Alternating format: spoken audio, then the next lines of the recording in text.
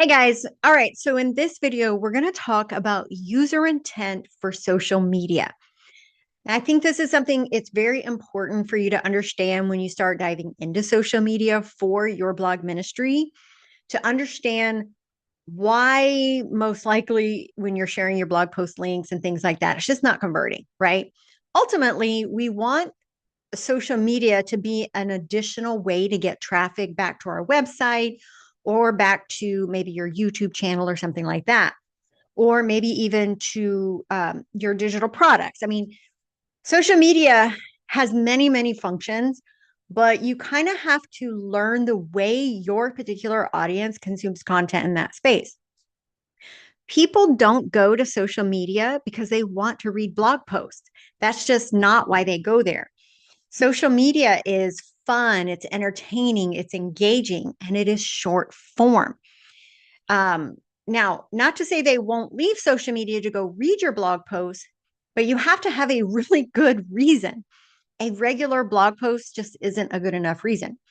So, when you're getting ready to start, building your social platform, whichever one it is, you really need to go into that platform and do your research.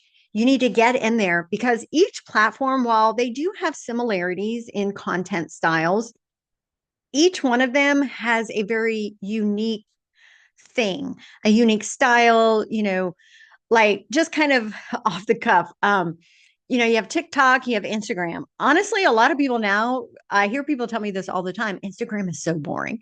So, Facebook and Instagram, you can do videos up to 90 seconds, right? But the kinds of content that you typically see there, when you compare it to the kind of content that people see on TikTok, TikTok's way more entertaining, way more fun, way more engaging. And so, not to say people aren't in Instagram and Facebook because they obviously are, but you can't expect what kind of content you publish in, say, Instagram to also go viral in TikTok. So within each platform, you really need to get in and follow other creators who kind of are doing similar content to what you want to do, similar niches.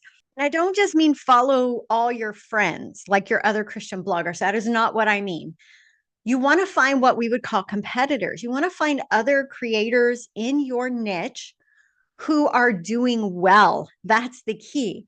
And most platforms is pretty easy. Follower count is a small part of that because we all know follower count could mean they just participated in a lot of follow threads.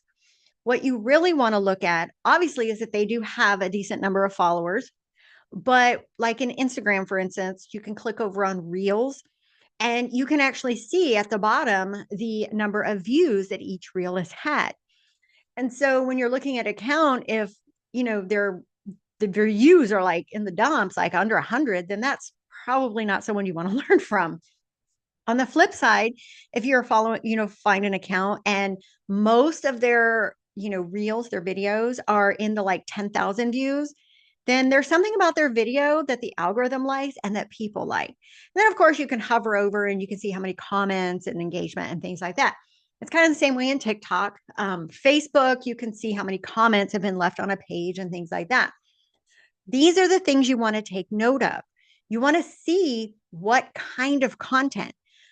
Instagram, for example, back in the day, a long time ago, it was all about just sharing images. That just doesn't work anymore. I mean, people still share them, but the algorithm isn't going to push that out. What it wants is short form video content. Short form video content is the way of the future for social media if you didn't know that. So if you're not comfortable with doing video, you need to get comfortable. You need to get over yourself and just start kind of working yourself into it. There is this thing called faceless video. Honestly, as a Christian content creator, as a Christian consumer of content, faceless, the AI generated Bible content, I don't like that. And I know a lot of other Christians have told me they don't like it either. Number one, because it's generated.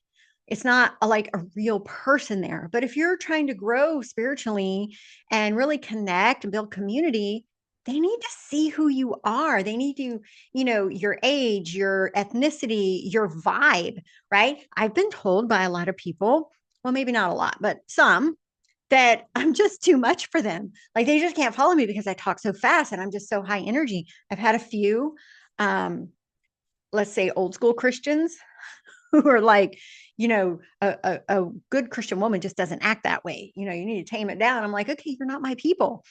So there's so many things that come with them being able to see and hear and just pick up on your total vibe and your energy that they can't see in a static image or in AI content or faceless content. So back to the style of content, you kind of have to try different things, but first you need to see what kinds of formats work in the particular platform you're working on. Is it video where you're talking, you're giving tips, you're giving advice, tutorials, a Bible study lesson? Is it video with trending music and you standing there, or you doing some silly dance and pointing to words that pop up on the screen, the text overlay?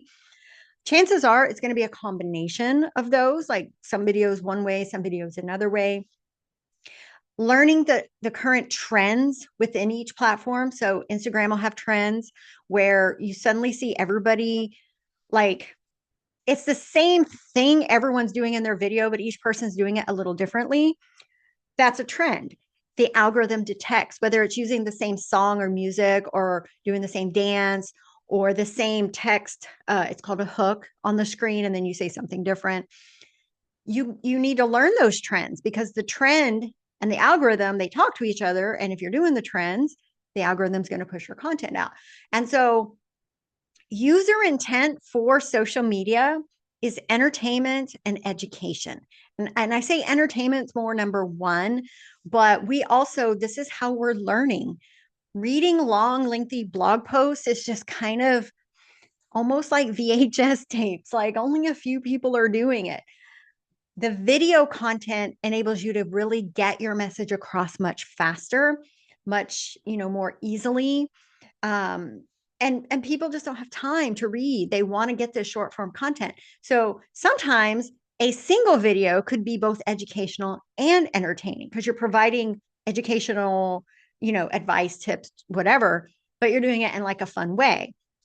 So you really have to get in, again, do your research, follow creators who are doing well on whichever platform. I would say research all of them to find where you might find, you enjoy it the most.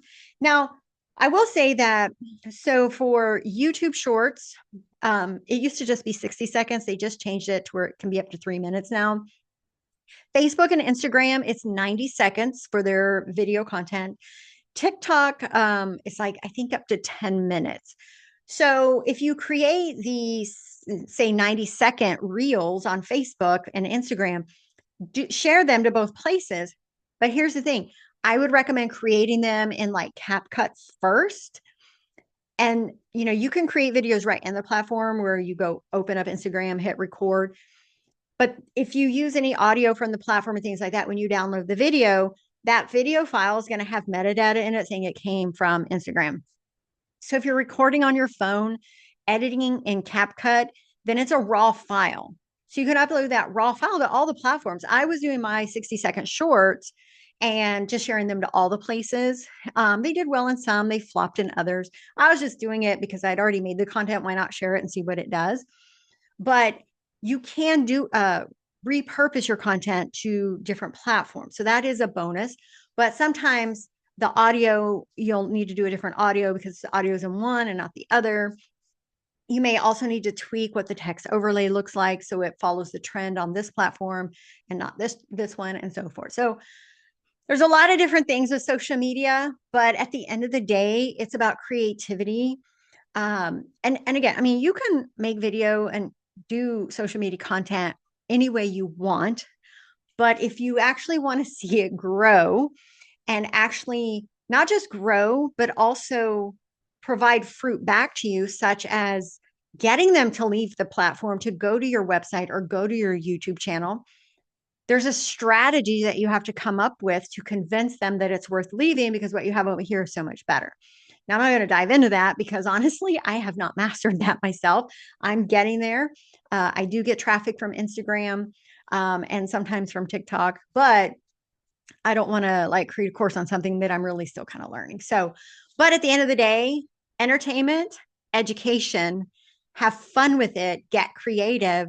But most importantly, do your research for your niche to see what kind of content about those topics, like how you can make that content in a way that people will engage with it on that particular platform. So if you have any questions, drop them below or hop over to the Facebook group and I will be happy to answer them. All right, guys, see you in the next video.